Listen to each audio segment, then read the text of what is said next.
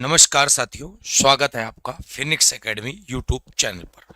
सभी बच्चों को बहुत सारा प्यार। नमस्कार साथियों, आप सबको पता है कि लूसेंट की क्लास हम लोग शाम 6 बजे कर रहे हैं, ठीक है। और हम लोग 1 नंबर से लेकर 10 नंबर तक कर चुके हैं। आज हमारी तीसरी क्लास है और तीसरी क्लास में हम लोग आज 11 से 15 नंबर पेज तक पढ़ेंगे, अच्छे से समझेंगे, अच्छे से जानेंगे। साथियों, आज मैं बिल्कुल इस स्थिति में नहीं था कि आपको मैं पढ़ाने आ पाऊँ, क्योंकि हमने आपको पहले ही बताया था कि मेरा स्वास्थ्य सही नहीं चल रहा है।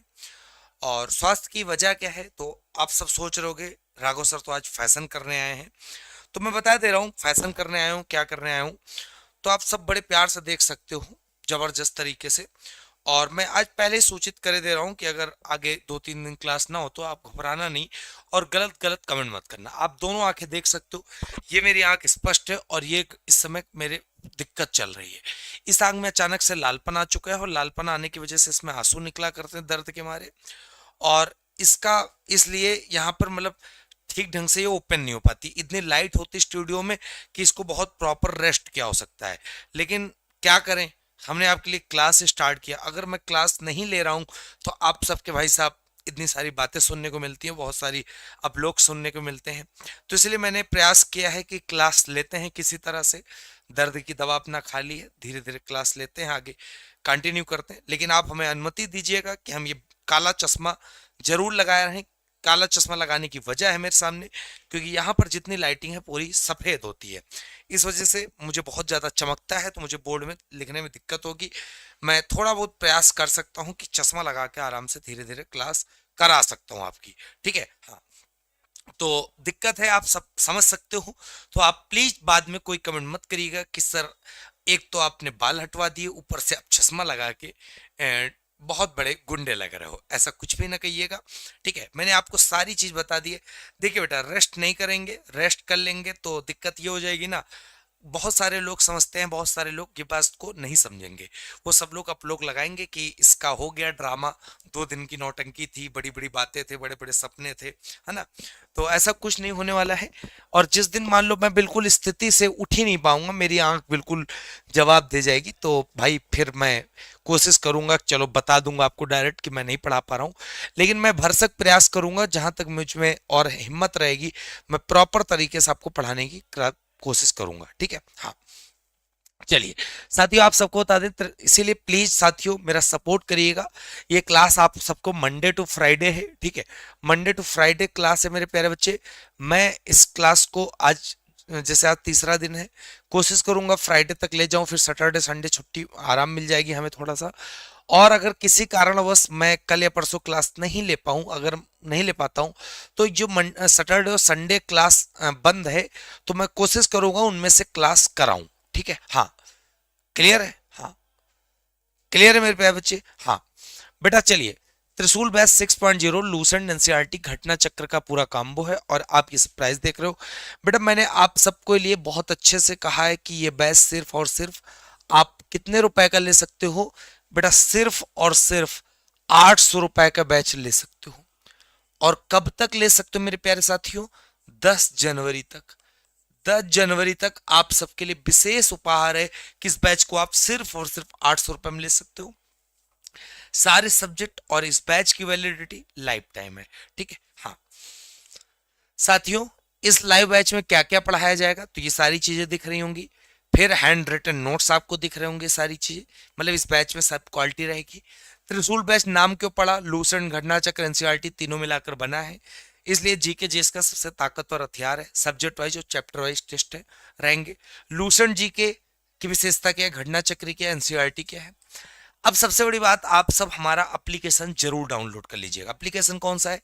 Phoenix academy Unnao. और किसी प्रकार की समस्या जानकारी प्राप्त करने के लिए इस नंबर पे कॉल या व्हाट्सएप आप कर सकते हो। और जो बेटा पेड बैच है वो यहाँ पे मिलेगा आपको पेड कोर्स में। और इस क्लास की पीडीएफ आपको यहाँ पर मिल जाएगी। मैंने एक वीडियो भी आपको शार्ट वीडियो में शार्ट बनाया था, जिसमें आप देख सकते हो कि देख सकते हो, ठीक है। हाँ, क्लियर है? चलो, क्लियर है। चलिए मेरे प्यारे बच्चे, हाँ सब लोग पता है पेज नंबर 10 तक पढ़ चुके थे, पेज नंबर 11 पहुंचे हैं। और पेज नंबर जब 11 पहुंचे तो बौद्ध धर्म की बात आती है। आप सबने देखा ही होगा क्योंकि कल जैन धर्म हो गया था, जैन धर्म के बाद थोड़ा सा हिस्सा पेज नंबर 10 का है, थोड़ा सा हिस्सा पेज नंबर 10 का है। तो हमने कहा था टॉपिक की शुरुआत करेंगे तो ज्यादा अच्छा रहेगा। तो बेटा यहाँ पे आप सबको दिख रहा होगा बौद्ध धर्म, तो आप बौद्ध धर्म के बारे में देख सकते हो। बौद्ध धर्म के अगर मैं संस्थापक या फाउंडर की बात करता हूं, तो बौद्ध धर्म के संस्थापक या फाउंडर की अगर मैं बात करता हूं तो उनका नाम है महात्मा बुद्ध। याद कर लेना, ठीक है। सबसे बड़ी बात याद कर लेना मेरे प्यारे बच्चे, महात्मा बुद्ध को लाइट ऑफ एशिया के नाम से जाना जाता है, लाइट ऑफ एशिया के नाम से जाना जाता है। महात्मा बुद्ध के जन्म की अगर मैं बात करता हूं तो बहुत अच्छे से याद कर लेना, 563 ईसा पूर्व। कहां पर हुआ था मेरे प्यारे बच्चे? कपिल वस्तु के लुम्बिनी में हुआ था। कपिल वस्तु के लुम्बिनी में इनका जन्म हुआ था। किसका? महात्मा बुद्ध का। और एक कपिल वस्तु का लुम्बिनी जो है नेपाल के जंगलों में पड़ता था, याद कर लेना। फिर बेटा महात्मा बुद्ध के पिता का जो नाम था, इनके पिता का नाम था सुद्धोधन। सुद्धोधन शाक्यदड़ के मुखिया थे, क्लियर है। फिर इनकी माता का नाम था बेटा माया देवी। क्या नाम था? माया देवी। सबसे बड़ी बात याद कर लेना, इनके जन्म के बेटा 7वें दिन ही इनकी माता की डेथ हो गई थी, जिसके कारण इनका लालन पालन मतलब लालन पोषण किसके द्वारा किया गया? इनकी मौसी के द्वारा किया गया। और इनकी मौसी का नाम था प्रजापति गौतमी। प्रजापति गौतमी के द्वारा इनका लालन पालन किया गया महात्मा बुद्ध का, क्लियर है। और याद कर लेना, महात्मा बुद्ध की जो मौसी थी गौतमी, यही पहली बौद्ध धर्म की भिक्षुड़ी भी बनी थी। बौद्ध धर्म की पहली अगर भिक्षुड़ी कोई बनी थी तो गौतमी मतलब महात्मा बुद्ध की मौसी ही बनी थी। इस चीज को बेटा याद कर लेना। महात्मा बुद्ध के पत्नी का अगर मैं बात करता हूं तो इनकी पत्नी का नाम था यशोधरा। इनकी पत्नी को कहा जाता था यशोधरा। और इनके पुत्र को बेटा कहा, इनको एक पुत्र रत्न की प्राप्ति हुई थी और उस पुत्र का नाम था राहुल। तो इतनी चीजें याद कर लेना। दूसरी बात, इनकी जो मृत्यु हुई थी मेरे प्यारे बच्चे, वो कब कहां पर हुई थी? तो याद कर लेना 483 ईसा पूर्व। और 483 ईसा पूर्व कहां पर? तो याद कर लेना कुशीनगर। कुशीनगर में हुई थी। और याद कर लेना बेटा, जब भी इनके जीवन में कोई भी घटना घटित होती थी, जैसे इनका जो जन्म हुआ था उसका भी एक प्रतीक चिन्ह होता था। जन्म का प्रतीक चिन्ह क्या था? तो याद कर लेना, जन्म का प्रतीक चिन्ह था कमल एवं साढ़। कमल एवं साढ़ जो था इनके जन्म का प्रतीक चिन्ह था। दूसरी बात, इनके मृत्यु का अगर मैं आपसे कहूं प्रतीक चिन्ह क्या है, तो इनके मृत्यु का प्रतीक चिन्ह था स्तूप। क्या था? स्तूप। दूसरी बात, इनके जीवन में जो भी घटना घटित होती रही उस घटना को एक स्पेसिफिक नाम दिया गया। जैसे इनकी जब मृत्यु हुई तो उसको कहा गया महापरिनिर्वाण। महापरिनिर्वाण के नाम से जाना जाता है महात्मा बुद्ध की मृत्यु को, क्लियर है। अब याद कर लेना, जो इनका अंतिम संस्कार था, इनके जब मृत्यु हुई तो यहां ब्रैकेट में लिख लेना कुशीनगर में किसके द्वारा इनका अंतिम संस्कार किया गया? तो ये भी याद कर लेना, मल्लो द्वारा इनका अंतिम संस्कार किया गया था। बहुत प्यारे प्यारे सवाल हैं, बहुत जबरदस्त सवाल है। अब अगर तुमसे कह दिया जाए महात्मा बुद्ध ने अपना अंतिम उपदेश कहां दिया होगा, तो सिंपल सी बात बेटा, अंतिम उपदेश महात्मा बुद्ध ने वहीं पर दिया होगा जहां पर उन्होंने अंतिम समय बिताया होगा, मतलब जहां पर इनकी मृत्यु हुई होगी, अर्थात कुशीनगर में इन्होंने अपना अंतिम उपदेश दिया होगा, क्लियर है। अब मेरे प्यारे बच्चे बहुत अच्छे से याद कर लेना, महात्मा बुद्ध ने जो एक प्रकार से अपने घर को त्यागा था, गृह त्याग किया था। गृह त्याग बेटा इन्होंने 29 साल की उम्र में किया था। जैसे महावीर स्वामी ने 30 साल की उम्र में, तो इन्होंने 29 साल की उम्र में घर को त्याग दिया था, याद कर लेना। दूसरी बात बहुत अच्छे से, इन्होंने जब घर त्यागा उसके बाद इनको जो ज्ञान की प्राप्ति हुई वो 6 साल बाद हुई, मतलब 35 साल की उम्र में। तो 35 साल की उम्र में आप लिख सकते हो क्या हुई थी, इनको ज्ञान की प्राप्ति हुई थी। अब अगर तुमसे कह दिया जाए कि महात्मा बुद्ध को ज्ञान की प्राप्ति कहां पर हुई, तो उस जगह का नाम याद कर लेना, बोध गया। बोध गया नामक जगह पर महात्मा बुद्ध को ज्ञान की प्राप्ति हुई थी। दूसरी बात मेरे प्यारे बच्चे यहां पर आप नोटिस कर लीजिएगा कि जब इन्होंने घर छोड़ा तो वो भी घटना एक नाम से मशहूर हो गई, जिसको कहते हैं महाभिनिष्क्रमण। महाभिनिष्क्रमण ये घटना कहलाने लगी। साथ में मेरे प्यारे बच्चे जब इन्होंने ज्ञान की प्राप्ति की, किस नदी के किनारे बैठे ये, तो उस पहली बात तो वहां का पेड़ का नाम याद कर लेना। जैसे महावीर स्वामी के पेड़ का नाम था बेटा, आप सबको बताया था हमने, साल वृक्ष, उसी प्रकार इनका पेड़ का नाम था पीपल वृक्ष, और नदी का नाम था निरंजना नदी, और निरंजना नदी को ही हम लोग फाल्गु नदी के नाम से जानते थे। इस चीज को याद कर लेना। अब जबकि इनको ज्ञान की प्राप्ति हो गई, ज्ञान की प्राप्ति के बाद बच्चे इन्होंने उपदेश देना चालू किया। तो पेपर में सवाल आता है, पहला उपदेश इन्होंने कहां पर दिया? तो पहला उपदेश इन्होंने सारनाथ में दिया। कहां पर दिया? सारनाथ में। और सबसे प्यारा सवाल आता है कि उपदेश बेटा किस भाषा में इन्होंने दिया? तो उपदेश जो इन्होंने देना स्टार्ट किया वो पाली भाषा में स्टार्ट किया। किसने? महात्मा बुद्ध ने पाली भाषा में उपदेश देना चालू किया। फिर यहाँ पे एक पेपर में सवाल आता है कि सबसे ज्यादा उपदेश कहाँ दिए? सबसे ज्यादा उपदेश महात्मा बुद्ध ने कहाँ दिए? तो उस जगह का नाम लिख लेना, श्रावस्ती। श्रावस्ती में सबसे ज्यादा उपदेश दिए। और जो पहला उपदेश सारनाथ में दिया वो भी एक घटना नाम से मशहूर हो गई, जिसको कहते हैं धर्म चक्र प्रवर्तन। तो धर्म चक्र प्रवर्तन पहले उपदेश देने की घटना को कहते हैं, घर छोड़ने की घटना को महाविनिष्करण कहते हैं, मृत्यु को महापरिनिर्वाण कहते हैं। तो सारी चीजें आपको बहुत अच्छे से याद कर लेने हैं। महात्मा बुद्ध के अगर मैं आपसे कह दूं पहले गुरु का नाम बताओ, इनके दो गुरु हुए। पहले गुरु का नाम था अलार कलाम। तो अलार कलाम जो थे वो महात्मा बुद्ध के पहले गुरु थे। फिर महात्मा बुद्ध के अगर मैं सेकंड गुरु की बात करता हूं तो उनका नाम याद कर लेना, रुद्रक रामपुत्र। रुद्रक रामपुत्र बेटा ये महात्मा बुद्ध के दूसरे गुरु थे। तो इतनी चीजें आपको बहुत अच्छे से याद कर लेना है, जबरदस्त तरीके से, बेहतरीन। ठीक है, महात्मा बुद्ध का बौद्ध धर्म से रिलेटेड एक प्रकार से आप कह सकते हो कि इनके बौद्ध धर्म से संबंधित प्रमुख त्योहार कौन सा मनाया जाता है? तो बौद्धों का जो सबसे प्रमुख त्योहार होता है, जैसे जैन धर्म में महावीर जयंती होती है, उसी प्रकार इनका जो प्रमुख त्योहार होता है उसको बोलते हैं बैसाख पूर्णिमा। बैसाख पूर्णिमा।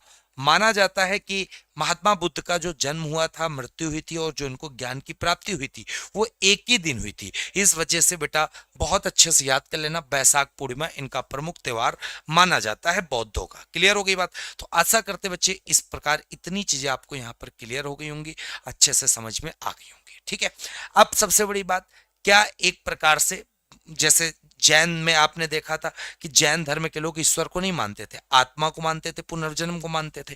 ठीक, लेकिन बौद्ध धर्म में ऐसा क्या सीन था? तो वो भी मैं तुमको बता दे रहा हूं। बौद्ध धर्म में तीन चीजें याद कर लेना। बौद्ध धर्म में पहली बात तो बौद्ध भी ईश्वर को नहीं मानते थे। बौद्ध लोग क्या आत्मा मानते थे? आत्मा होती है मानते थे? नहीं मानते थे। क्या बौद्ध धर्म लोग पुनर्जन्म को मानते थे? बिल्कुल, बौद्ध धर्म के लोग पुनर्जन्म को मानते थे। और जबकि जैन धर्म में यह सीन था कि जैन धर्म भी ईश्वर को नहीं मानते थे, लेकिन वो आत्मा को मानते थे और पुनर्जन्म को मानते थे और साथ साथ कर्म पे भरोसा रखते थे, मतलब कर्म को जरूर मानते थे। तो इस प्रकार आपको जितनी चीजें हमने यहाँ पर आपको दी है बहुत जबरदस्त तरीके से। अगर आपसे कह दिया जाए प्रमुख बौद्ध शिक्षा केंद्र कौन कौन से हैं, तो आप यहाँ पे बड़े प्यार से बता सकते हो कि बौद्धों के अगर मैं शिक्षा केंद्रों पर बात करने आ जाऊं तो बेटा विक्रमशिला, नालंदा, वल्लभी, ओदंतपुरी, ये सारे के सारे नाम यहाँ पर लिख लेना। क्या क्या नाम है? और सबके आगे विश्वविद्यालय लगा लेना, विक्रमशिला विश्वविद्यालय, वल्लभी विश्वविद्यालय और नालंदा विश्वविद्यालय और ओदंतपुरी। तो ये सारे के सारे एक प्रकार से क्या हैं बेटा? विश्वविद्यालयों के नाम हैं। ठीक है, और यहां पर अगर मैं आपसे बात करूं बहुत अच्छे से कि कौन सा इसमें एक विश्वविद्यालय है जिसका नाम है वल्लभी। वल्लभी गुजरात में है। बाकी जो नालंदा देख रहे होगे, ओदंतपुरी देख रहे होगे, विक्रमशिला देख रहे होगे, सब के सब बिहार में, सब के सब बिहार में। ठीक है, हाँ क्लियर है? क्लियर है बेटा? चश्मा में दिख नहीं रहा है, बस चश्मा में ये मान चलो जो व्हाइट कलर की रोशनी है वो मेरी आंखों पर नहीं पड़ रही। ये आंख जो थोड़ा सा इस समय लाल है, आप देख सकते हो, कैमरे में नहीं दिख रही होगी इतनी प्रॉपर, ये आंख दिख रही होगी, दोनों में आप डिफरेंस देख सकते हो। पूरी प्रॉपर खुल रही, प्रॉपर नहीं खुल रही, और इसमें बहुत सारा पेन है बेटा। लेकिन पेन के बावजूद में मैं आपको मैं पढ़ा रहा हूँ, इसलिए पढ़ा रहा हूँ क्योंकि मेरे प्यारे बच्चे, मैं नहीं चाहता कि आप लोग गंदे गंदे कमेंट मुझ पे करें। मैं हमेशा से कोशिश किया हूं भाई, पढ़ाना है तो पढ़ाना है, लेकिन क्या करें, मेरे साथ ऐसी परिस्थितियां हैं, ऐसी चीजें हैं जो नहीं मैनेज हो पाती। पता नहीं क्या ऐसा लगता, कुछ मैं जब अच्छा करना स्टार्ट करता हूं भगवान जी वहां पे रास्ता रोक देते हैं और उसकी वजह से बदनाम मैं हो जाता हूं। ठीक है, मैं तो भाई ठीक है, मैं तो चाहता हूं कि बच्चों के लिए बहुत सारा सब कुछ कर दूं। तो मेरे प्यारे बच्चों, आप सब बता दो, क्या एक बोर्ड में हमने आपको जो पूरा ये जो जानकारी आपको हमने दी है ना, ये आप जब ढूंढोगे ना तो भाई सब पूरा पूरा बेहतरीन चीज है। ठीक है, जब इनका जब जन्म हुआ था तो उससे रिलेटेड प्रतीक चिन्ह क्या था? कमल साड़। जब इनकी मृत्यु हुई तो स्तूप। और इन्होंने जब घर को छोड़ा तो घर छोड़ने का जो प्रतीक चिन्ह था उसका नाम था घोड़ा। और इनके जो घोड़े का नाम था वो बेटा होता, उसका नाम हुआ करता था कंथक, याद कर लेना। जो इनको ज्ञान की प्राप्ति हुई तो इनका प्रतीक चिन्ह क्या था? पीपल था, याद कर लेना। जब इन्होंने पहला उपदेश दिया तो उसका प्रतीक चिन्ह था चक्र, ये तभी इसका नाम है धर्म चक्र प्रवर्तन, याद कर। और जब इनकी मृत्यु हुई तो उसका नाम था स्तूप। क्लियर है? हाँ, बहुत प्यारा। नहीं बेटा, आप सब बहुत प्यारा प्यारा कमेंट करते हो, जबरदस्त तरीके से, है ना। कह देते हो कि देखो, एक बच्चा मेरा मजाक उड़ा रहा, कह रहा टकले पर काला टीका लगा लो। भाई अब टकला भाई आदमी क्या काला टीका लगाने के लिए होता है? हैं भाई, स्वास्थ्य नहीं सही है तो सही है भाई, ये तो मैं देख के आया नहीं है ना, इसी वजह से। चलो, हाँ, इतनी बात समझ में आ गई मेरे प्यारे बच्चे। फिर पेज नंबर 11 में ही कुछ चीजें हैं जो मैं आपको बहुत अच्छे से क्लियर करूंगा, जो पेपर में सवाल आते हैं तुम भी देखोगे भाई।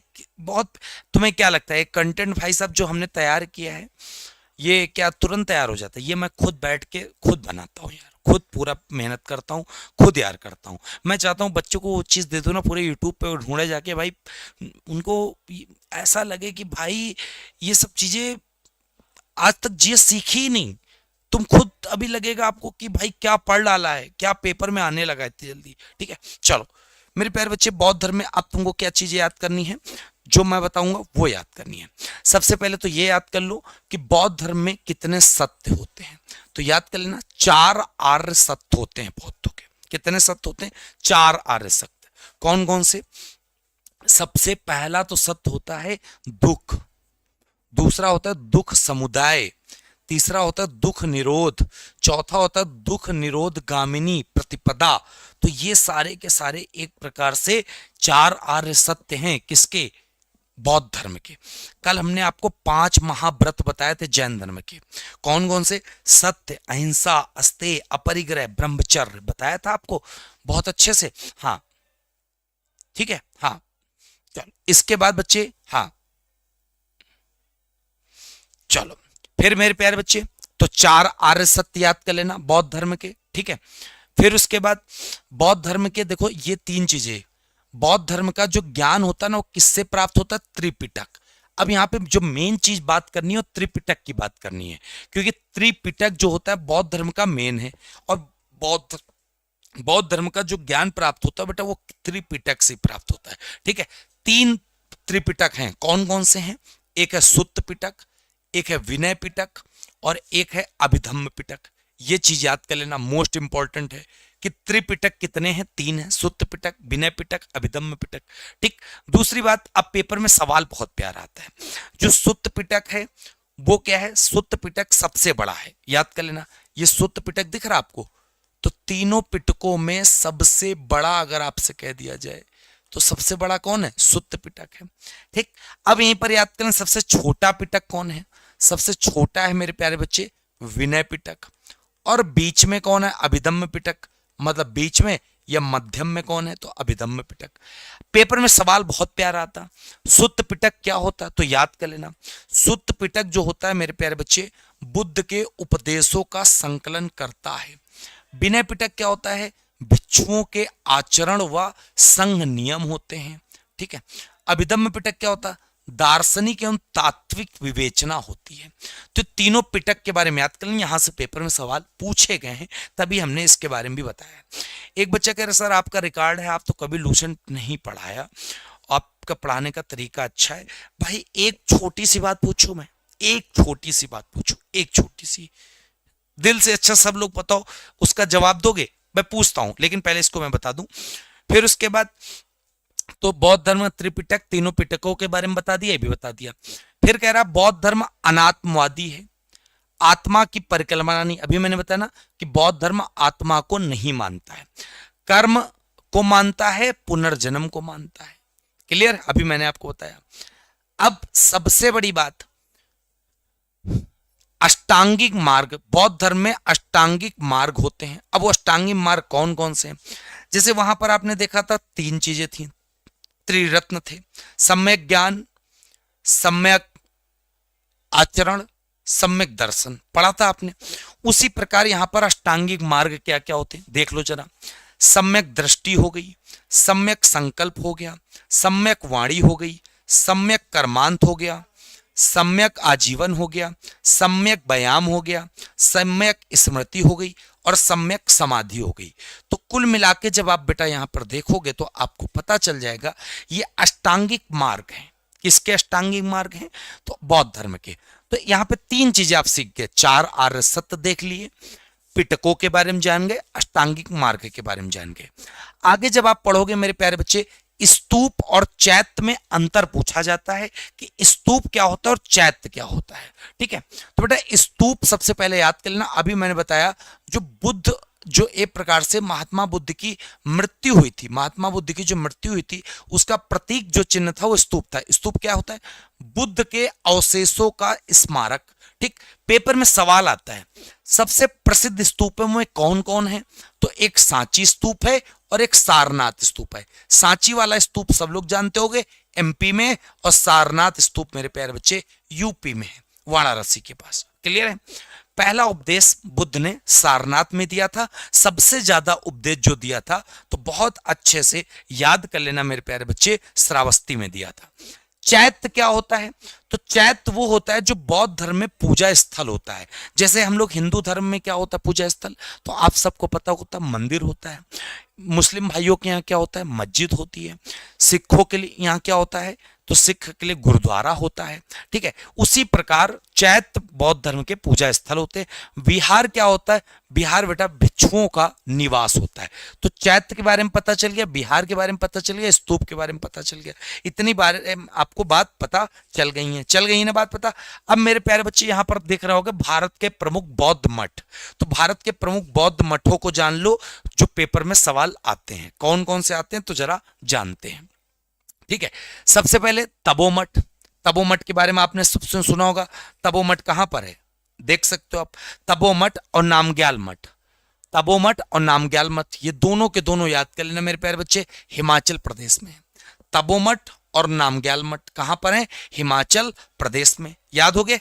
याद हो गए मेरे प्यारे बच्चे। अब सबसे बड़ा पेपर में सवाल आता है लद्दाख में कौन कौन है? तो एक है हेमिस और एक है थिकसे। एक है हेमिस और एक है थिकसे, ये दोनों है लद्दाख में। उसके बाद आता है बेटा, तो बहुत अच्छे से याद कर लेना, तवांग मठ अरुणाचल प्रदेश में। पेपर में सवाल आता, जो तवांग मठ है वो भारत का सबसे बड़ा मठ है। सबसे बड़ा मठ भारत का कौन सा है? तो उसका नाम है बेटा तवांग मठ। फिर नामड्रेलिंग मठ। नामड्रेलिंग मठ आप सबको दिख रहा होगा, कहां पर है? कर्नाटका में है। क्लियर है? बोध गया मठ नाम से क्लियर है बेटा, कहां पर है? बिहार में। यहीं पर अगर तुमसे कह देता रूमटेक मठ कहां पर है? रूमटेक, अगर रूमटेक मठ पूछ लेता कहां पर है, तो रूमटेक मठ मेरे प्यारे बच्चे याद कर लेना सिक्किम में। अब सिक्किम का पेपर में सवाल क्या आता वो भी मैं आपको बता दे रहा हूं। मैंने आपको बताया कि सबसे बड़ा मठ जो भारत में है वो है तवांग, अरुणाचल प्रदेश में। लेकिन अगर तुमसे कहते सिक्किम राज्य के बारे में बताओ, तो सिक्किम राज्य के बारे में एक बात बता दूं, अगर पूरे भारत में तुमसे कह दिया जाए सबसे ज्यादा मठ कहीं पर हैं तो बेटा वो सिक्किम में है। सबसे ज्यादा अगर मठ कहीं पर हैं वो कहां पर हैं? सिक्किम में है। इस प्रश्न को भी आप याद कर लेना। ठीक है, फिर नाम ड्रालिंग तो आपको पता चल गया, लेकिन मिड्रालिंग पता है आपको? मिड्रालिंग कहां है? मिड्रालिंग मठ कहां है? तो याद कर लेना मेरे प्यारे बच्चे, मिड्रालिंग मठ उत्तराखंड की राजधानी देहरादून में है। उत्तराखंड की राजधानी देहरादून में है, जिसको बोलते हैं मिड्रालिंग। क्लियर है? तो बहुत अच्छे से एक एक सवाल मैंने बता दिया आपको। क्लियर है बात बच्चे? बहुत प्यारा, जबरदस्त तरीके से। तो मुझे कमेंट करके बता दो, क्या भारत के बौद्ध मठ, स्तूप, चैत्य के बारे में आपको पता चल गया? आपको पता चल गया? ठीक है, हाँ ठीक है। चलिए चलिए, एक बच्चा कह रहा आपसे पढ़ने का मतलब है अशोक के आगे कभी कराया नहीं। चलो भाई, ये छोटा सा चैलेंज इनका मैं पूरा कर दूंगा। कब पूरा कर दूंगा? कल ही शायद पूरा हो जाएगा, अशोक खत्म हो जाएगा। ठीक, फिर आप बंद हो जाना, मैं एक एक बच्चे को संतुष्ट कर दूंगा। ठीक, खुश खुश? चल, हाँ, वेरी गुड, आप सब खुश हो, वेरी गुड। चलो मेरे प्यारे बच्चे, इतनी बात आप सबको क्लियर हो गई है? कोई दिक्कत है ये बता दो मुझे। हाँ, चल, इसके बाद यहां पर बौद्ध धर्म आया है। अब बौद्ध धर्म में बहुत सारे बिंदु होते हैं जो पेपर में सवाल पूछे जाते हैं। जैसे पहला एक आता है बेटा कि एक प्रकार से बौद्ध संगीतियां हुई। कहां पर कौन सी बौद्ध संगीति हुई है? बौद्ध धर्म का प्रचार प्रसार हुआ है तो उसके लिए बौद्ध संगीतियां हुई। तो बौद्ध संगीति कौन कौन सी कहां पर हुई हैं तो याद कर लेना। पहली कहां हुई? पहली बौद्ध संगीति हुई है राजगृह में। दूसरी बौद्ध संगीति याद कर लेना कहां पर हुई? वैशाली में। तीसरी बौद्ध संगीति कहां पर हुई बच्चे? पाटलिपुत्र में। और चौथी जो बौद्ध संगीति हुई वो कहां पर हुई? कुंडलवन में। सुन लो, कुंडलवन जो पड़ता है ना वो जम्मू एंड कश्मीर में पड़ता है, लेकिन बाकी तीनों जो है वो बिहार में पड़ता है। पेपर में सवाल आता है कौन सी बौद्ध संगीति किस राजा के टाइम पर हुई? तो राजगृह वाली मेरे प्यारे बच्चे अजातशत्रु के टाइम पर हुई। ठीक है, और वैशाली वाली मेरे प्यारे बच्चे कालाशोक के टाइम पर हुई। पाटलिपुत्र में जो हुई वो अशोक के टाइम पर हुई। और जो लास्ट वाली हुई वो कुषाण वंश का राजा कनिष्क के टाइम पर हुई। तो ये शासक हो गए। अब शासक के साथ साथ कोई ना कोई इसको कराने का भी काम करता है। वो कौन करता है? तो पहली बौद्ध संगीति किसकी अध्यक्षता में हुई? तो ये अध्यक्ष होते हैं महाकश्यप। दूसरे सबाकामी थे दूसरी बौद्ध संगीति के टाइम पे। तीसरी बौद्ध संगीति के टाइम पर थे मोगली पुत्र तिस्य। मोगली पुत्र तिस्य थे। और जो चौथी बौद्ध संगीति हुई वो वसुमित्र और अश्वघोष की अध्यक्षता में। तो ये हो गए एक प्रकार से अध्यक्ष, और ये हो गए राजा, ये हो गए स्थान। तो बौद्ध धर्म में 4 संगीतियां हुई। चारों संगीतियों के बारे में हमने आपको इतने विधिवत तरीके से बता दिया कि आप भाई सोच भी नहीं सकते हो। ठीक है, हाँ, क्लियर है? चलो, क्लियर हो गई बात मेरे प्यारे बच्चे? बहुत प्यारा।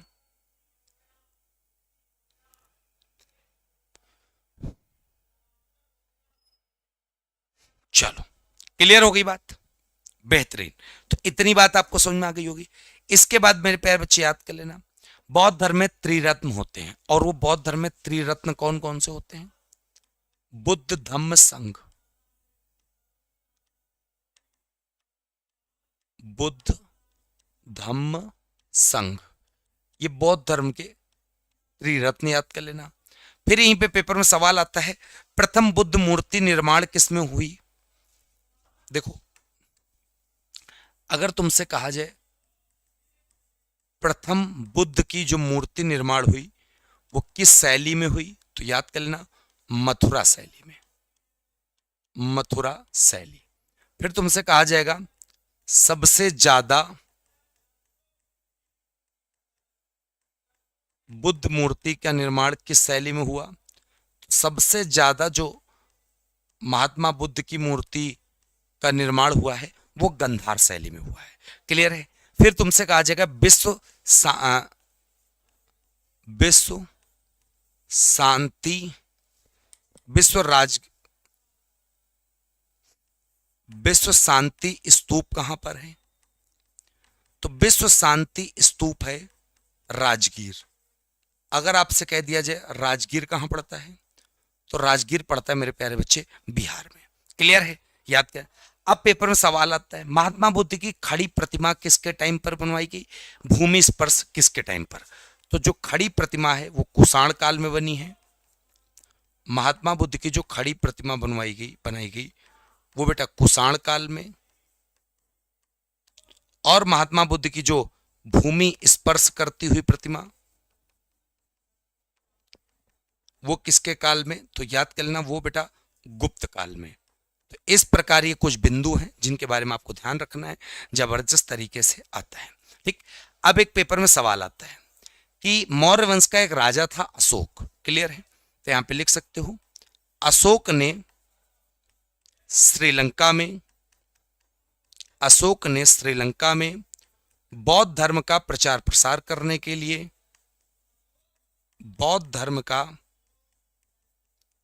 प्रचार करने के लिए किसको भेजा? तो याद कर लेना, उसका एक बेटा था जिसका नाम था महेंद्र और उसकी एक पुत्री थी जिसका नाम था संघमित्रा। तो बेटा महेंद्र और पुत्री संघमित्रा को अशोक ने भेजा था, कहां पर? श्रीलंका भेजा था। किसका प्रचार प्रसार करने के लिए? तो आप बता सकते हो बौद्ध धर्म का प्रचार प्रसार करने के लिए, ठीक है। अब ये जो चौथी बौद्ध संगीति आपको दिख रही, ये वाली, ठीक है, चौथी बौद्ध संगीति में बौद्ध धर्म दो भागों में बट गया। कनिष्क के टाइम पर बौद्ध धर्म कितने भागों में बट गया? दो भागों में। अब ये दो भागों में जो बट गया बौद्ध धर्म, वो दो भाग याद कर लेना कौन कौन है। एक है हीनयान और दूसरा है बेटा मेरे प्यारे बच्चे महायान। महायान और हीनयान दो ऐसे हो गए, एक प्रकार से डिवाइडेशन हो गया बौद्ध धर्म का, आपस में बट गए जबरदस्त तरीके से। आपको याद कर लेना जबरदस्त तरीके से। इस प्रकार बौद्ध धर्म का पूरा मामला यहाँ पे समाप्त होता है जबरदस्त तरीके से। आप याद कर लीजिएगा जब बेहतरीन तरीके से, ठीक है। चलो, तो इतनी बात मेरे प्यारे बच्चे समझ में आ गई आपको? बताइए फटाफट, समझ में आ गई जबरदस्त तरीके से? हाँ, सबको क्लियर हो गया मेरे प्यारे बच्चे? सबको? बहुत प्यारा। चलो, अब मेरे प्यारे बच्चे, अब बात आती है शैव धर्म की। तो जब शैव धर्म की बात आती है, तो शैव धर्म में मेन चीज आप देखिएगा, पेज नंबर 12 पे जाओगे तो शैव धर्म आपको मिलेगा। तो शैव धर्म में सबसे फोकस करने वाली बात है कि शैव धर्म भाई साहब सिंपल सी बात है, भगवान शिव पर ही होगा। भगवान शिव की पूजा करने वाले लोगों को शैव धर्म के नाम से जाना जाता है। हिंदू धर्म आप कह सकते हो, ठीक है, जबरदस्त तरीके से। अब सबसे इंपॉर्टेंट पहला पॉइंट, शिव पर उपासना पर आधारित जो धर्म है वो शैव धर्म है। शिव को त्रिदेव में प्रमुख स्थान है। त्रिदेव के नाम आप सब जानते होंगे, कौन कौन? ब्रह्मा विष्णु महेश। तो महेश जो बोलते हैं भगवान शिव को बोलते हैं, भगवान शंकर को कहा जाता है, आप सबको पता होगा बहुत अच्छे से। लिंग पूजा का विशेष महत्व, जो भगवान शिव की तो शिवलिंग पूजी जाती है, सबको पता है। अब यहाँ पे जो लिंग पूजा आपको दिख रही, पेपर में सवाल आता है कि लिंग पूजा के जो सबसे पहले साक्ष्य मिले थे वो कहां से मिले थे? तो याद कर लेना, हड़प्पा संस्कृति से। हड़प्पा संस्कृति से सबसे पहले लिंग पूजा के साक्ष्य मिले थे, ठीक है। दूसरी बात, भगवान शिव को ऋग्वेद में रुद्र कहा गया। तो यहां पर आप लिख लेना, ऋग्वेद में भगवान शिव को क्या कहा गया? रुद्र। रुद्र नाम तुम सबने सुना ही होगा। अथर्ववेद में क्या कहा गया? अथर्ववेद में भगवान शिव को भूपति कहा गया, भूपति, और पशुपति कहा गया, पशुपति। भगवान शिव को कहा गया किसमें? अथर्ववेद में। ऋग्वेद में रुद्र कहा गया, याद कर लें बहुत अच्छे से। भगवान शिव की पत्नी का नाम सबको पता होगा, क्या नाम है? पार्वती, ठीक है। पार्वती माता को ही हम लोग उमा भी कहते हैं, गौरी भी कहते हैं, पद्मा भी कहते हैं, ये सब आप नाम जानते होंगे जबरदस्त तरीके से, ठीक है। दूसरी बात, लिंग पूजा से संबंधित जो पुराण है, जो पहला पुराण जहां पे मिलता है कि हाँ लिंग पूजा होती थी, उस पुराण का नाम है मत्स्य पुराण। और पुराणों की संख्या मैंने आपको बताई थी 18 थी, जिनमें सबसे प्राचीन पुराण था मत्स्य पुराण। मत्स्य पुराण में ही पता चलता है भगवान शिव की एक प्रकार से लिंग पूजा, भगवान शिव की जो है लिंग की पूजा किया जाता है, क्लियर है। अब बात आती है शैव संप्रदाय की। तो जब शैव संप्रदाय की बात आती है तो बेटा शैव संप्रदाय की संख्या टोटल मानी गई है 4। कितनी मानी गई है? शैव संप्रदाय की संख्या मानी गई है 4। तो ये सब शैव संप्रदाय लिखें। पहला शैव संप्रदाय पाशुपत संप्रदाय, दूसरा शैव संप्रदाय कपालिक, तीसरा कालामुख और चौथा लिंगायत। तो 4 शैव संप्रदाय हैं, याद कर लेना, बहुत अच्छे से पेपर में पूछा जाता है, ठीक है। अब यहाँ पे सबसे बड़ी बात समझना, सारे शैव संप्रदायों में सबसे हाँ, क्लियर है। चलो, सबसे पहले पाशुपत संप्रदाय है। पेपर में 4 शैव संप्रदायों में सबसे पुराना संप्रदाय अगर आपसे कहा जाए तो बेटा वो पाशुपत है। सबसे पुराना संप्रदाय पाशुपत है। और पाशुपत संप्रदाय के जो अगर आपसे कह दिया जाए मेरे प्यारे बच्चे कौन है, पाशुपत संप्रदाय के यहां पर आप कह सकते हो किसके द्वारा पाशुपत संप्रदाय विकसित किया गया था, तो आप जबरदस्त तरीके से बता सकते हो पाशुपत संप्रदाय जो है मेरे प्यारे बच्चे वो किसके द्वारा विकसित किया गया, वो किया गया लकुलीस के द्वारा। किसके द्वारा? लकुलीस के द्वारा। क्लियर है बेटा। कपालिक संप्रदाय उग्र साधना संबंधित था। कालामुख संप्रदाय दक्षिण भारत में। लिंगायत संप्रदाय बसव द्वारा परिवर्तित था। किसके द्वारा? बसव द्वारा। क्लियर है। अब सबसे इंपॉर्टेंट चीज कि कौन ये जो लाइन लिखी है वो लिंगायत संप्रदाय के बारे में। पहला पॉइंट इंपॉर्टेंट क्या है मेरे प्यारे बच्चे?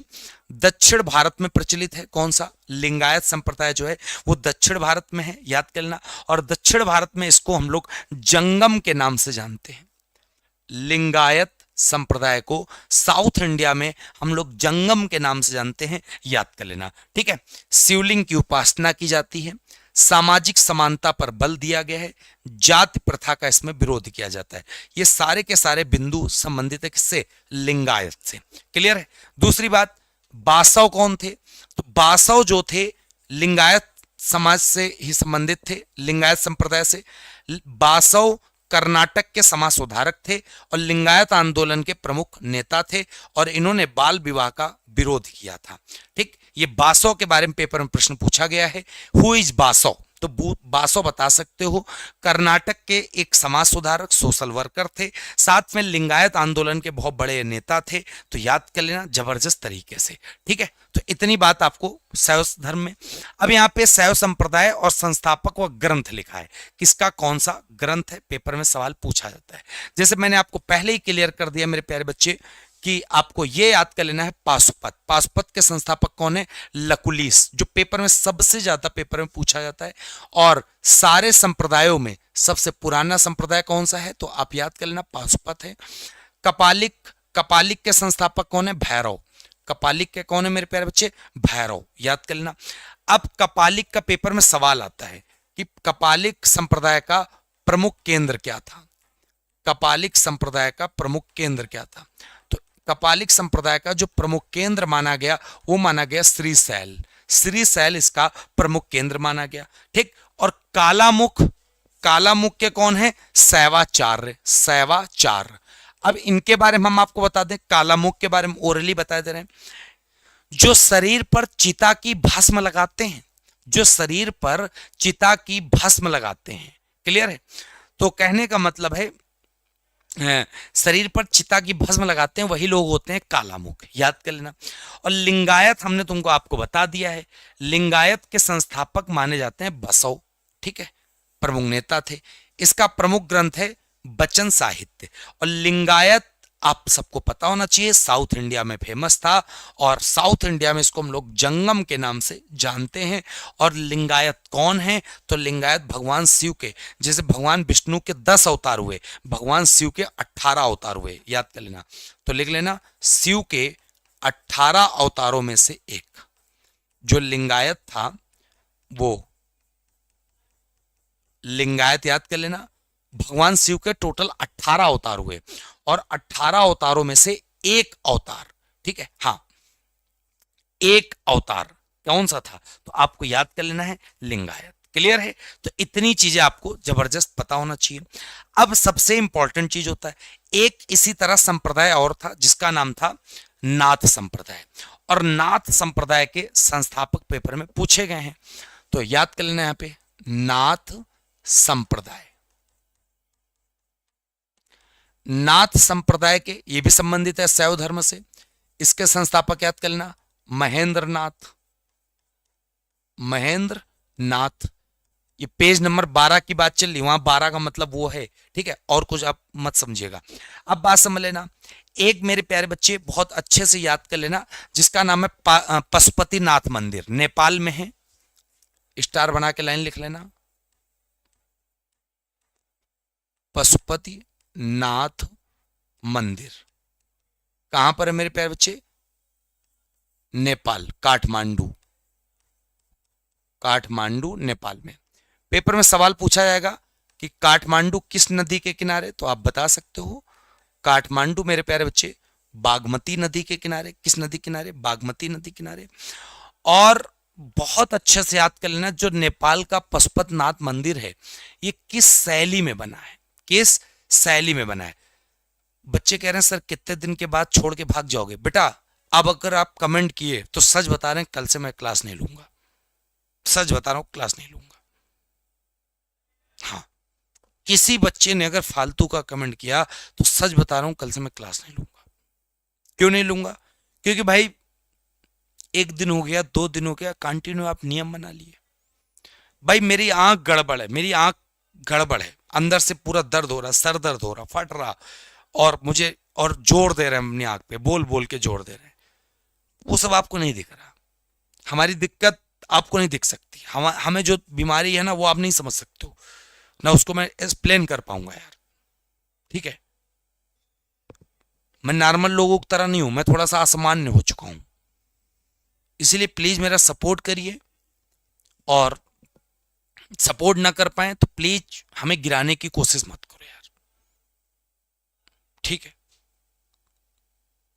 हम चाहते हैं कि तुम लोग कमेंट ना पढ़ें, ना पढ़ें, लेकिन यार तुम लोग पता नहीं क्यों ऐसे हो, समझ में नहीं आता। अगर किसी का सम्मान नहीं कर सकते तो किसी की बेइज्जती भी मत करो यार। ठीक है यार, दिक्कत मुझे है, मैं जान रहा हूं, तुम हमारी दिक्कत को क्या समझोगे मेरे भाई।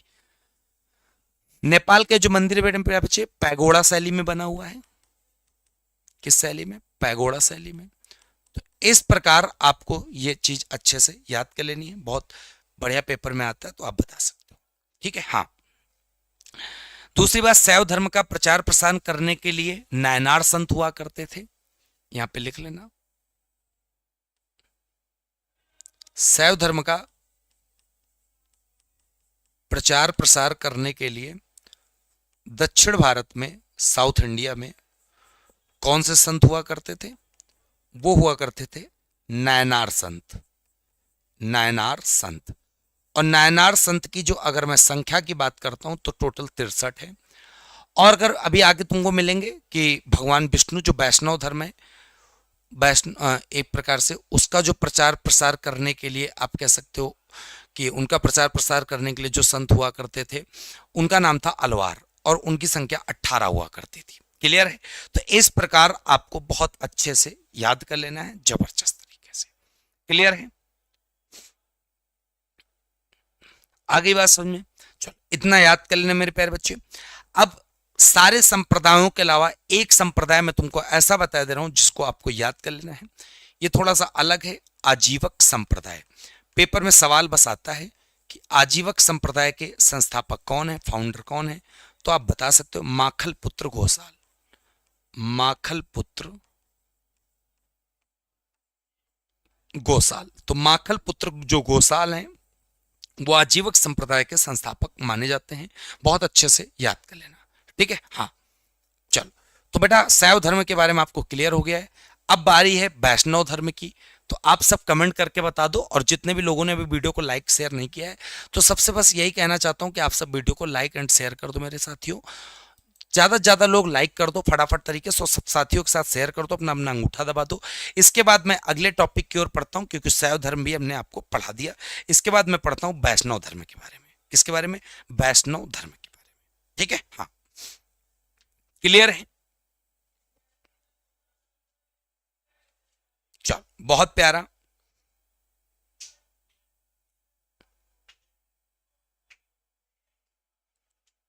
क्लियर है? जबरदस्त जबरदस्त। चलो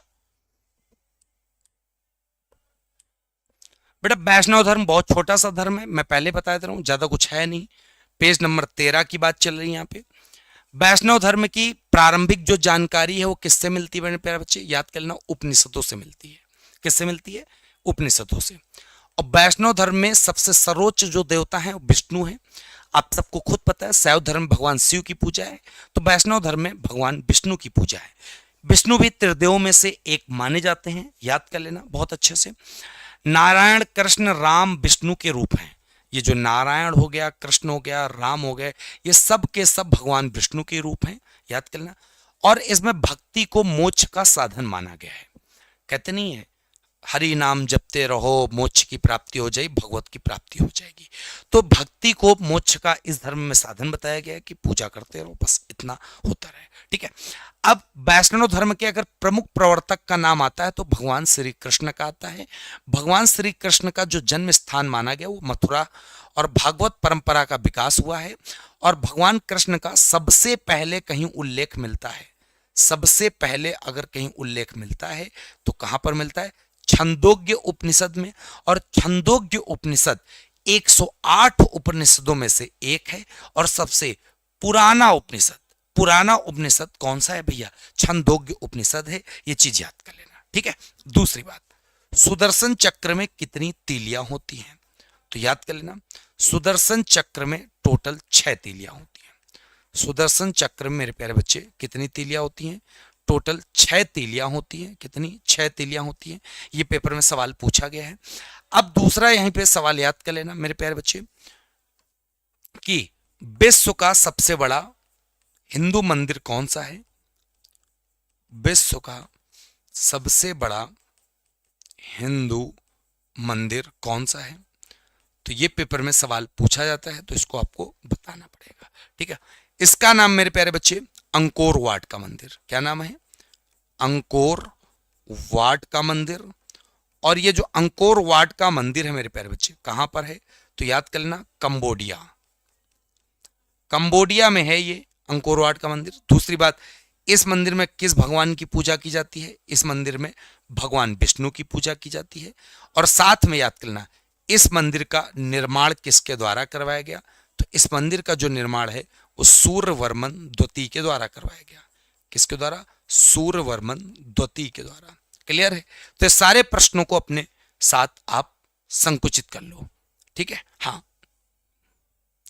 क्लियर है मेरे प्यारे बच्चे? बहुत प्यारा। चलो मेरे प्यारे बच्चे आगे बात करते हैं। अब बहुत अच्छा पेपर में सवाल आता है, भगवान विष्णु के टोटल अवतार बताओ। तो भगवान विष्णु के टोटल आज तक 10 अवतार हुए हैं, मैंने आपको पहले ही बताया है। भगवान शिव के 18 अवतार, भगवान विष्णु के 10 अवतार। और 10 अवतारों में देखोगे सबसे ये क्रम से लगे हुए हैं। सबसे पहला अवतार देखोगे तो मत्स्य है, फिर कूर्म है, वारा है, नरसिंह है, वामन है, परशुराम है, राम है, कृष्ण है, बुद्ध है, कल्कि है। पेपर में सवाल आता है भगवान विष्णु का अंतिम अवतार कौन सा होगा? तो अंतिम अवतार मेरे प्यारे बच्चे कलयुग होगा। क्यों? क्योंकि कलयुग को ढहाने का जो काम करेगा वो कल्कि के द्वारा किया जाएगा। ठीक है। जो इस समय हम लोग कलयुग में जी रहे हैं, तो कलयुग को भाई साहब समझ में आता है। ठीक है। तो कहने का मतलब है भाई साहब इतनी बात समझ में आ गई होगी। ठीक है। हाँ, चलो इतनी बात समझ में आ गई। तो ये 10 अवतारों में से सबसे अंतिम अवतार कल्कि माना गया है, जो पेपर में सवाल बहुत अच्छा सा आता है। ठीक है। कुछ अब बहुत अच्छी चीजें इसमें मैं आपको बता दूं क्या? जैसे कुछ संप्रदाय हैं, जैसे एक माना गया है वैष्णव संप्रदाय, जिसके मत हैं विशिष्टाद्वैत रामानुज के द्वारा। यहां पे लिख लेना संप्रदाय, यहां पे मत, यहां पे आचार्य।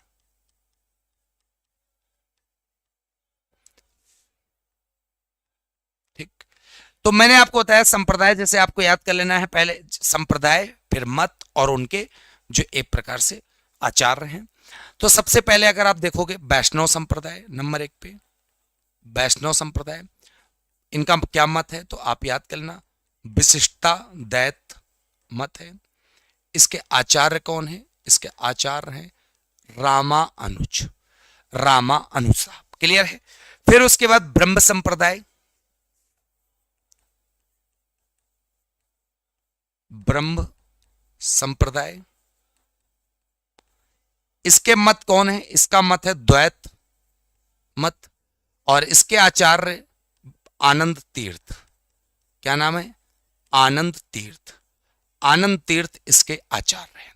क्लियर? 2 हो गए, एक वैष्णव संप्रदाय हो गया और दूसरा आपका हो गया ब्रह्म संप्रदाय। तीसरा याद कर लेना रुद्र संप्रदाय,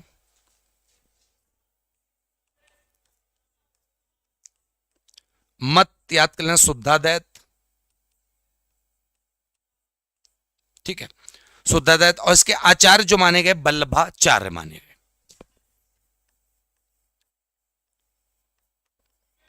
वल्लभाचार्य, ये पेपर में सवाल आते हैं तभी हमने आपको ये बता दिया, ठीक है।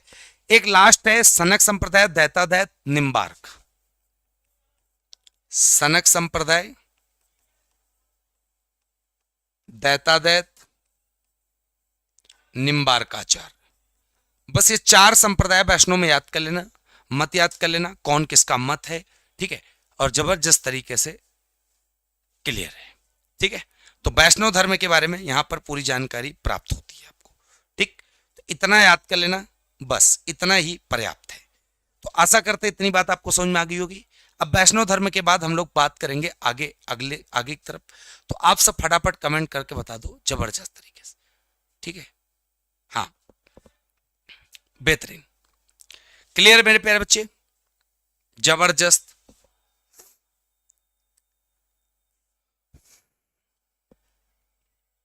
सबको क्लियर है, क्या बात है भाई, दिल खुश कर देते फिर तो तुम।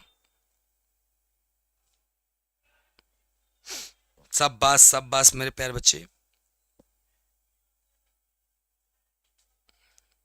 लाइक कर दिया सब लोगों ने?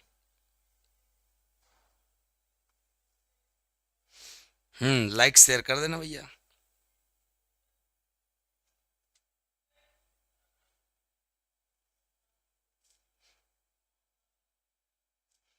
चलो, अब बारी आती है इस्लाम धर्म की। इस्लाम धर्म की भाई साहब सबसे इंपॉर्टेंट चीज,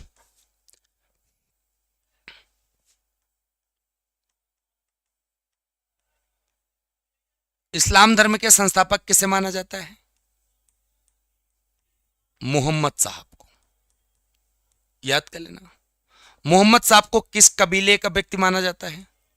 इनको माना गया कुरैश कबीला, कुरैश कबीला का माना गया है। फिर मोहम्मद साहब के बारे में याद कर लेना। मोहम्मद साहब का जो जन्म हुआ था 570 ईस्वी में हुआ था। कहां पर हुआ था मेरे प्यारे बच्चे? मक्का में हुआ था। मोहम्मद साहब के पिता का क्या नाम था? मोहम्मद साहब के पिता का नाम था अब्दुल्ला।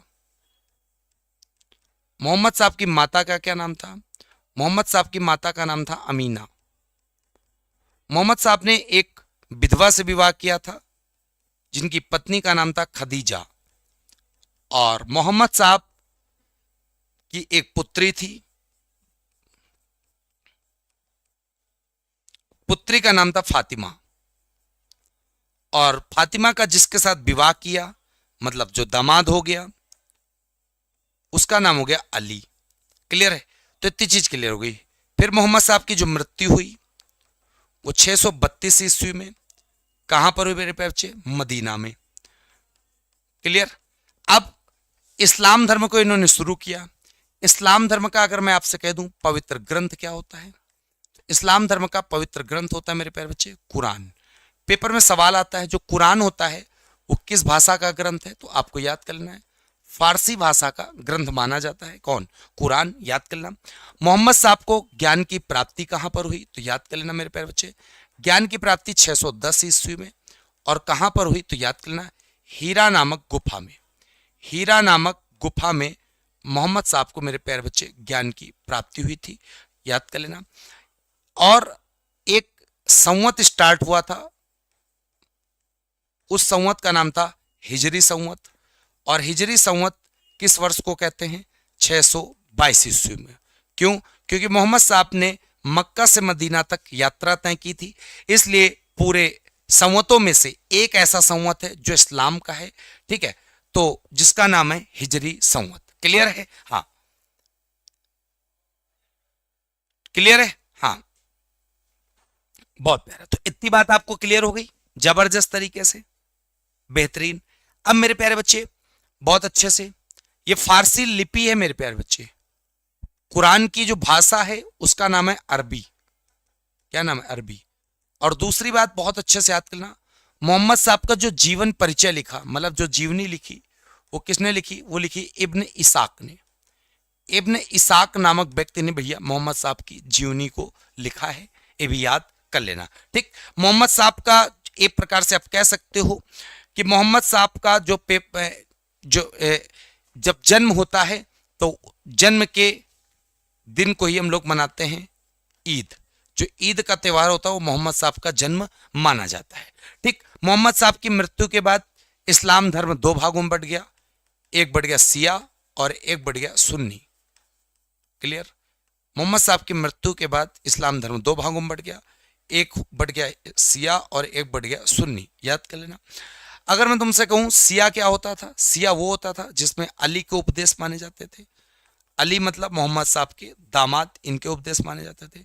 सुन्नी क्या होता था, सुन्नी होता था जिसमें मोहम्मद साहब के उपदेश माने जाते थे। जो लोग मोहम्मद साहब के उपदेश मानते थे वो सुन्नी कहलाते थे, और जो अली के उपदेश मानते थे वो सिया कहलाते थे। क्लियर है? ये चीज मेरे प्यारे बच्चे बहुत अच्छे से पेपर में याद कर लेना, जबरदस्त तरीके से। क्लियर है?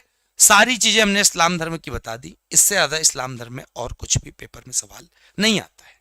क्लियर मेरे प्यारे बच्चे? हाँ, मोहम्मद साहब के उत्तराधिकारी को खलीफा के नाम से जानते थे। याद कर लेना जबरदस्त तरीके से। क्या कहते थे? खलीफा। मोहम्मद साहब के उत्तराधिकारी। और खलीफा पद 1924 में तुर्की के शासक कमाल पाशा के द्वारा समाप्त कर दिया गया था। क्लियर? चलो, क्लियर?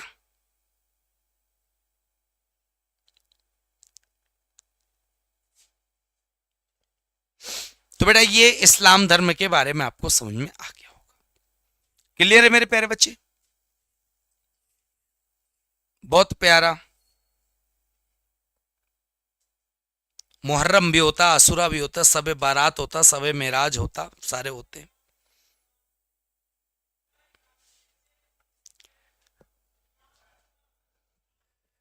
एक लोग कह रहे हैं कि सर अगर ना पढ़ाएं तो सब लोग यूट्यूब पे अनसब्सक्राइब कर देना सर का चैनल। बेटा पहले बाद में क्यों अनसब्सक्राइब करना, अभी अनसब्सक्राइब कर दो यार, है कि नहीं? जब खुद ही ज्ञाता हो, खुद ही ब्रह्मा हो, खुद ही विष्णु हो, खुद ही अल्लाह हो, खुद ही भाई साहब नानक हो, खुद ही एस्ट्रोलॉजर हो, केवल कमेंट बॉक्स में पढ़ाई पे फोकस नहीं करोगे, फोकस कहां पे करोगे? सर पढ़ाएंगे कि नहीं पढ़ाएंगे। सर की तबीयत नहीं देखी जा रही। मैंने आप सबको क्लास के शुरू में ही बता दिया। क्या बता दिया? अगर मैं किसी भी दिन क्लास नहीं ले पाता हूं तो ये मत समझिएगा मैं पढ़ाऊंगा नहीं, पढ़ाऊंगा। बस बीमार चल रहा हूं आप सबके सामने, या आंख जीता जागता उदाहरण है। ठीक है? इस बीमारी को मैं जल्द, और डॉक्टर ने इसमें मुझे रेस्ट देने की सलाह कही है कि आप रेस्ट करिए 3-4 दिन। लेकिन मैं अगर रेस्ट ले लिया तब तक यहां पे बाढ़ मचा दोगे तुम, भाई बाढ़ ले आओगे, तो इसीलिए मैं रेस्ट भी नहीं ले पाया। तो आज मैं जबरदस्ती एक आंख बेकार होने के बावजूद एक आंख से काम चला रहा हूँ, एक आंख से। ये भी नहीं कि मैं कुछ कर नहीं रहा हूं, मैं प्रॉपर वे से पढ़ा रहा हूं जैसे लिखा जाता है बच्चे। और भाई क्या कर लूं भाई, तुम बता दो और क्या कर दूं? हाँ, बस वही है ना, मैं क्यों बदनाम हूं? क्योंकि मैं छोटा मास्टर हूं, और सब आप सब ऐसा मानते हो। और जितने भी बड़े मास्टर हैं, किसी का भी मुझे दिखा दो आप, किसी का भी। किसी ने यूट्यूब पे क्या फ्री में पूरी जीके कंप्लीट कराई है? फ्री में ए टू जेड। और बहुत सारे लोगों ने कराई है तो क्वेश्चन वाले कराए, क्वेश्चन कराए हैं, थ्योरी कराई है, कराई है। हमको आप कहते ही हो यार, तुम किसी का बता दो, किसी ने क्या बिना क्वेश्चन के थ्योरी हर एक चीज कराई है?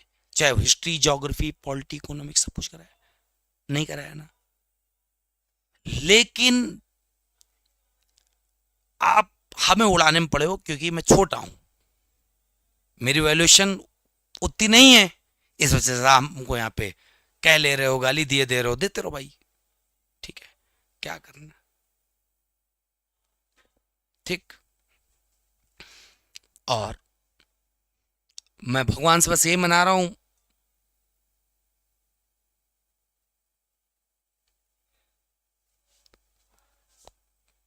कोई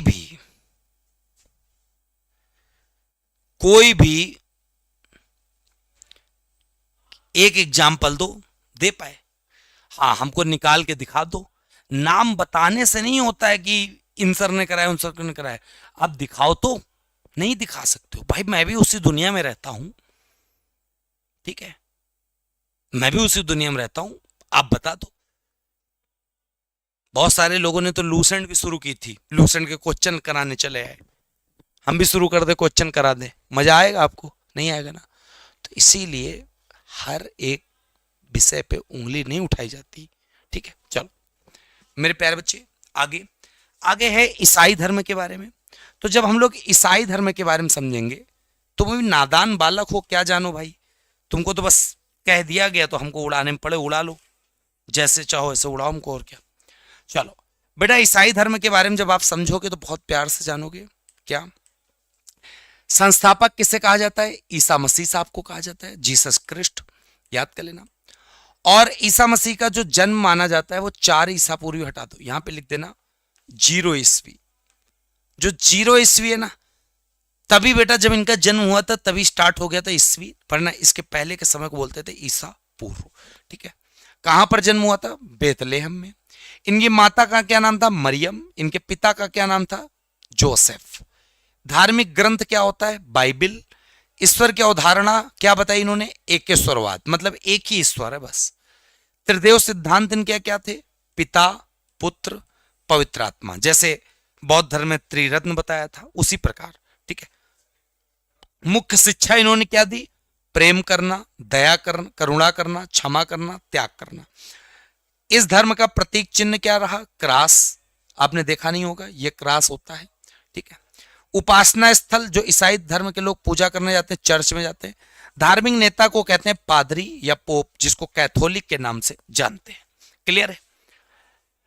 अब मुख्य संप्रदाय क्या होते हैं ईसाई धर्म के? तो 3 होते हैं, कैथोलिक, प्रोटेस्ट, ऑर्थोडॉक्स। पवित्र पर्व क्या होता है ईसाई धर्म का? क्रिसमस 25 दिसंबर और ईस्टर होता है। विश्व में अनुयायी कितने हैं ईसाई धर्म के? लगभग 2 अरब से ज्यादा हैं। प्रसार क्षेत्र किन किन महाद्वीपों में? यूरोप में बहुत है, अमेरिका में बहुत है, अफ्रीका में बहुत है, ऑस्ट्रेलिया में बहुत है। ठीक है, एशिया में आ जाओगे तो एशिया में आपको इस्लाम धर्म और हिंदू धर्म के बारे में ज्यादा देखने को मिलेगा। अगर मैं आपसे कहूं भारत में इस्लाम धर्म किसकी वजह से आया था, तो भारत में 712 ईस्वी में जब मोहम्मद बिन कासिम ने सबसे पहले भारत में आक्रमण किया था, तो मुस्लिम आक्रमण कहा जाता था, इसलिए मुस्लिम आक्रमण कहा जाता था। किसने किया था? मोहम्मद बिन कासिम ने 712 में सिंध पर, तब से इस्लाम धर्म की शुरुआत मानी जाती है। तो ये रही बात पूरी ईसाई धर्म की, पेज नंबर 14 पे।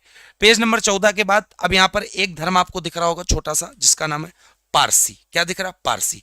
पारसी धर्म का सबसे पहला तो आप याद कर लेना फाउंडर कौन है, बहुत छोटा सा है।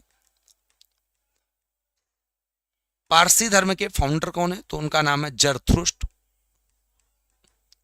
और ये जरथुष्ट्र जो है वो कहां के हैं? ईरानी। ईरानी है जरथुष्ट्र, याद कर लेना मेरे प्यारे बच्चे। इनका जो एक प्रकार से ग्रंथ होता है प्रमुख, पारसियों का जो प्रमुख ग्रंथ होता है उसका क्या नाम है? उसका नाम है जेंदम अवेस्ता।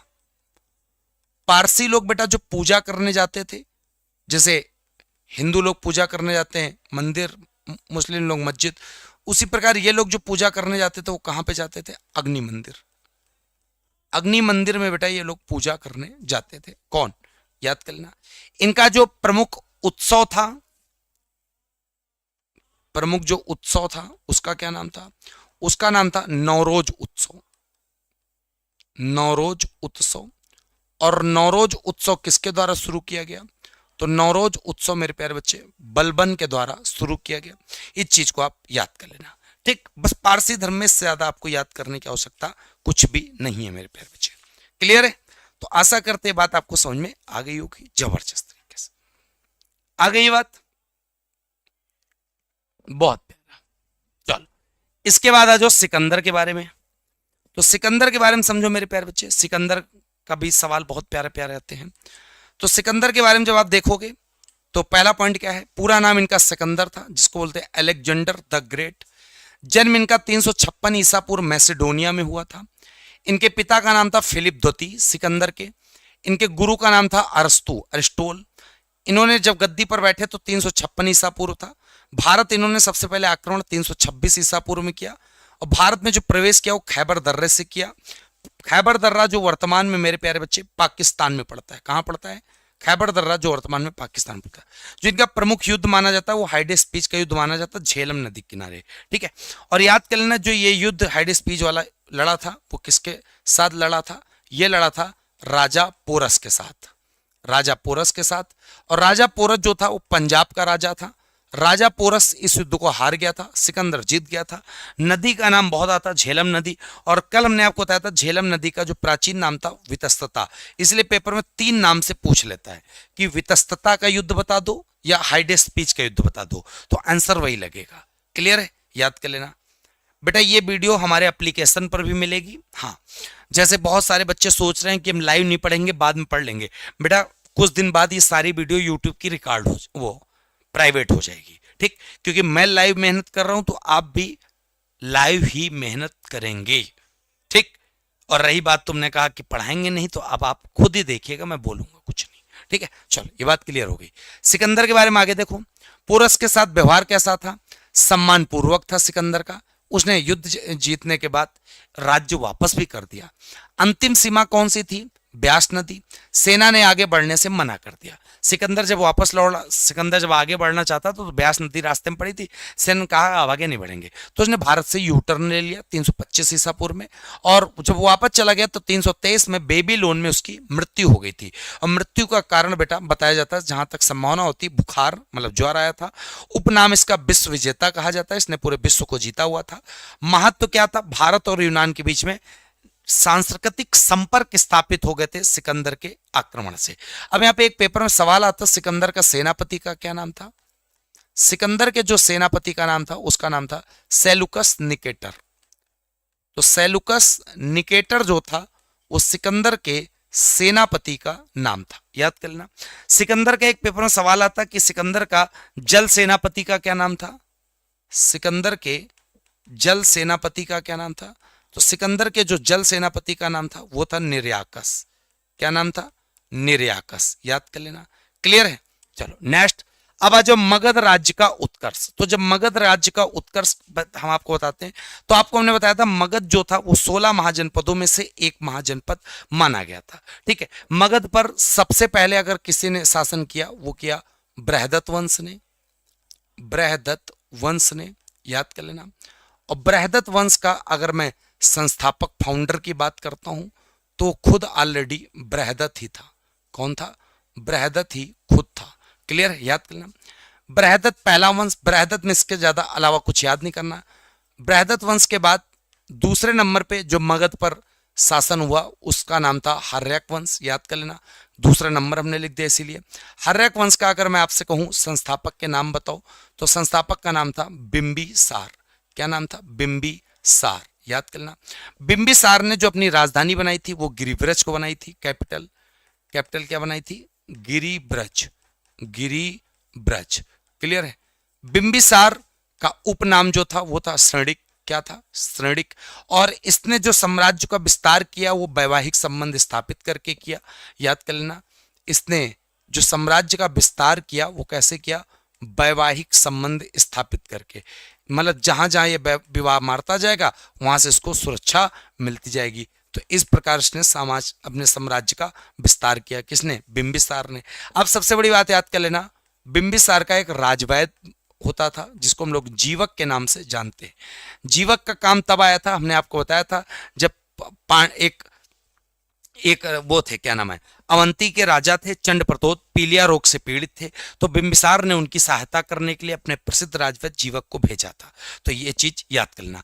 बिंबिसार के बाद अगला जो यहाँ पे गद्दी पे शासक बैठा था हर्यक वंश का, उस शासक का नाम था अजातशत्रु। क्या नाम था? अजातशत्रु। और अजातशत्रु जो था वो अपना उपनाम कुड़िक कहता था। क्या कहता था? कुड़िक कहा करता था। और अजातशत्रु के बारे में मैंने आपको बताया कि अजातशत्रु के टाइम पे ही पहली बौद्ध संगीति हुई थी। पहली बौद्ध संगीति हुई थी। और अजातशत्रु ने जो ये हासिल की थी सत्ता, वो कैसे हासिल की थी? इसने अपने पिता की हत्या कर दी थी और इसके बाद भी पिता की लोग हत्या करेंगे, इसलिए हर्यक वंश को पितृ हत्या वंश के नाम से जाना जाएगा। किस नाम से जाना जाएगा? पितृ हत्या वंश, ठीक। अजातशत्रु में इतना याद कर लेना। अजातशत्रु ने 2 शस्त्र चलाने सीखे थे। एक का नाम था रथ मूसल और एक का नाम था महाशिला कंटक। तो महाशिला कंटक और दूसरा याद कर लेना मेरे प्यारे बच्चे, रथ मूसल। ये दोनों के दोनों शस्त्र अजातशत्रु के द्वारा शुरू किए गए थे। अजातशत्रु के बाद जो अगला यहाँ पे शासक हर्यक वंश का बैठा उसका नाम था उदाइन। और उदाइन का पेपर में सवाल बहुत प्यारा आता है, क्या आता है? उदाइन ने स्थापना की थी किसकी? पाटलिपुत्र की, जो पेपर में सवाल आता है। पाटलिपुत्र की स्थापना, पाटलिपुत्र की स्थापना किसके द्वारा की गई थी? तो याद उदयन द्वारा। प्लस याद कर लेना, उदयन ने जैसे ही पाटलिपुत्र को बनाया तो पाटलिपुत्र को मगध की राजधानी बना दी। किसने? इसने ने। ठीक है। और याद कर लेना, हर्यक वंश का अगर आपसे कह दिया जाए अंतिम शासक बताओ तो उदयन के 4 बेटे थे, उन्हीं में से एक बेटा था जिसका नाम था नागदशक। तो नागदशक ही हर्यक वंश का अंतिम राजा बन गया। इस प्रकार हर्यक वंश समाप्त हो जाता है। उदयन ने अपने पिता अजातशत्रु की हत्या की थी, अजातशत्रु ने अपने पिता बिंबिसार को हत्या की थी। क्लियर है? तो कुल मिला के सारे प्रश्न आपको यहां पर क्लियर हो गए होंगे। इसके बाद मेरे प्यारे बच्चे बहुत अच्छे से याद कर लेना, क्या? हाँ, जबरदस्त। चलो, इसके बाद जो अगला 2 वंश हो गए। 3 नंबर पे जो यहां पे वंश आएगा उसका नाम है शिशुनाग वंश। शिशुनाग वंश। और शिशुनाग वंश में याद कर लेना मेरे प्यारे बच्चे कि शिशुनाग वंश का पेपर में सवाल क्या क्या बनेगा आपका। तो शिशुनाग वंश का सबसे पहला सवाल बनेगा कि शिशुनाग वंश के संस्थापक कौन थे? तो मगध पर ही चल रहा, तो इसके संस्थापक थे शिशुनाग, ऑलरेडी थे। और शिशुनाग वंश की राजधानी शिशुनाग ने क्या बनाई थी बच्चे? वैशाली को बनाया था। याद कर लेना बहुत अच्छे से। ठीक, 2 सवाल। और शिशुनाग के बाद यहाँ पे जो अगला शासक बैठा गद्दी पर शिशुनाग वंश के अंतर्गत, उसका नाम था कालाशोक। क्या नाम था? कालाशोक। कालाशोक के टाइम पर याद कर लेना दूसरी बौद्ध संगीति हुई थी। और इसने कालाशोक ने क्या किया, जो राजधानी कैपिटल थी वैशाली बन चुकी थी, तो वैशाली से पुनः पाटलिपुत्र कर दी। वैशाली से पुनः पाटलिपुत्र राजधानी बना दी। किसने? कालाशोक ने। फिर शिशुनाग का अंतिम शासक याद कर लेना, उसका नाम था नंदीवर्धन। शिशुनाग वंश का अंतिम शासक का नाम था नंदीवर्धन। याद कर लेना। ठीक, इस प्रकार से शिशुनाग वंश भी यहां पर समाप्त हो जाता है। क्लियर? बहुत प्यारा। आगे बात समझ में? जबरदस्त जबरदस्त। चलो, इसके बाद मेरे प्यारे बच्चे मगध राज्य में अगला वंश 4 नंबर पे आएगा जिसको बोलते हैं नंद वंश। और नंद वंश का फाउंडर जो था उसका नाम था महापद्मनंद। महापद्मनंद। और महापद्मनंद जो था वो प्रथम शूद्र शासक था।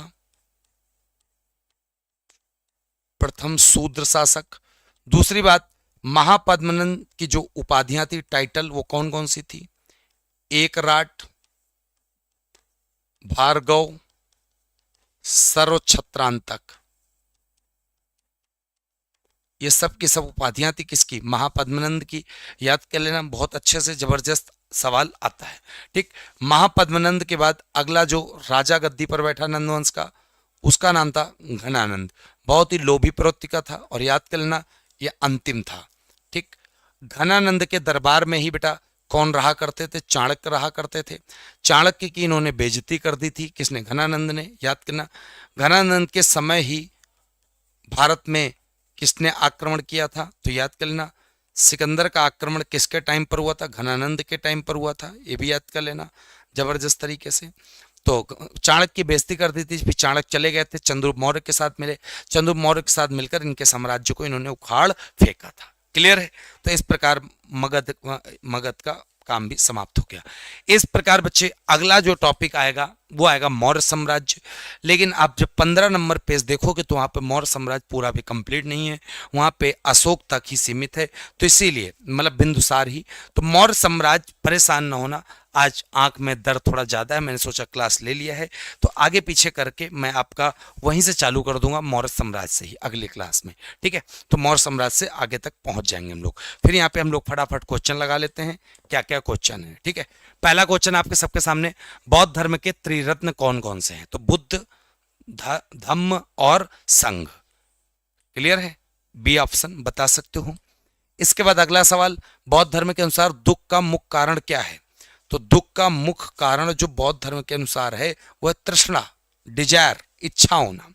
बौद्ध धर्म में अष्टांगिक मार्ग का उद्देश्य क्या है? तो अष्टांगिक मार्ग का उद्देश्य है बेटा मोक्ष प्राप्ति। अगला, किस बौद्ध संगीत के बाद बौद्ध धर्म हीनयान और महायान में बट गया था? चतुर्थ बौद्ध संगीत में। महायान बौद्ध धर्म की प्रमुख विशेषता क्या है? तो महायान बौद्ध धर्म की प्रमुख विशेषता क्या है बच्चे?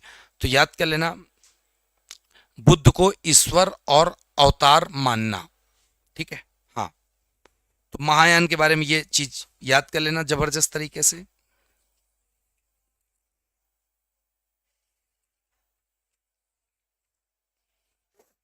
इतनी चीजें आपको क्लियर हो गई होंगी।